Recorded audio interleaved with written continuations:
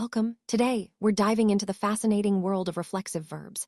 Reflexive verbs are unique because the subject and the object of the verb are the same person or thing. In other words, the action is both performed and received by the same entity. This concept is sometimes called the middle voice, which stands apart from the more familiar active and passive voices. Understanding reflexive verbs is essential for mastering English grammar, as they help us express actions that we do to ourselves. Let's explore how to spot them and why they matter in everyday language. Flexive verbs are most easily recognized by the presence of reflexive pronouns. These pronouns act as the direct object and always refer back to the subject of the sentence. For example, in I accidentally burned myself, the word myself points back to I. This connection is the hallmark of reflexive verbs. Whenever you see pronouns like myself, yourself, himself, herself, itself, ourselves, yourselves, or themselves used in this way, you're likely dealing with a reflexive verb. Let's look at some real-life examples to make this clearer.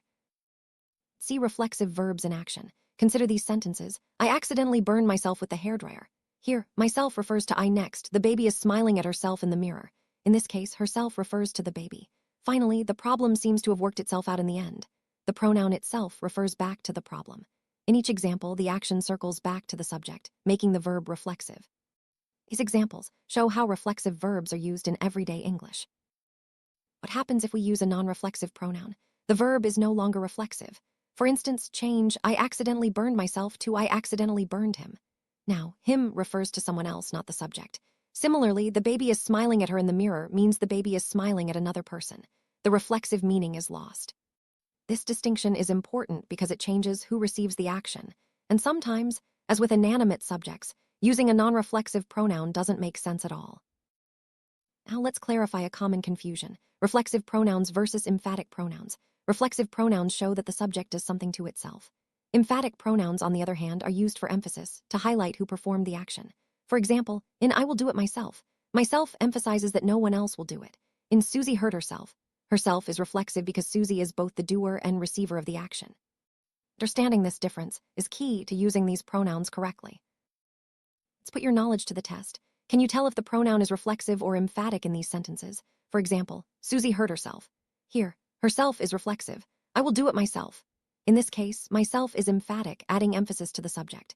Try to spot the difference as we go through more examples. This practice will help you become more confident in identifying and using these pronouns correctly in your own writing and speech.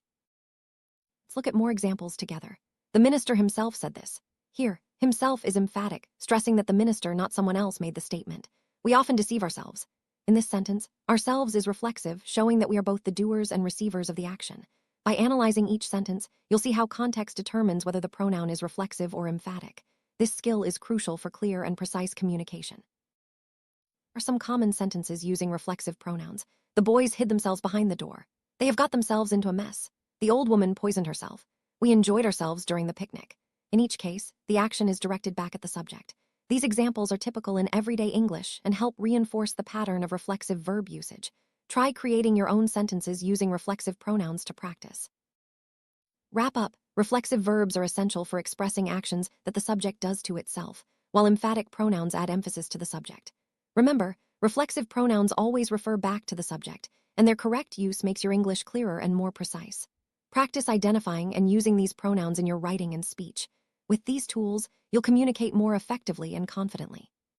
Thanks for joining this lesson. Keep practicing and you'll master reflexive verbs in no time.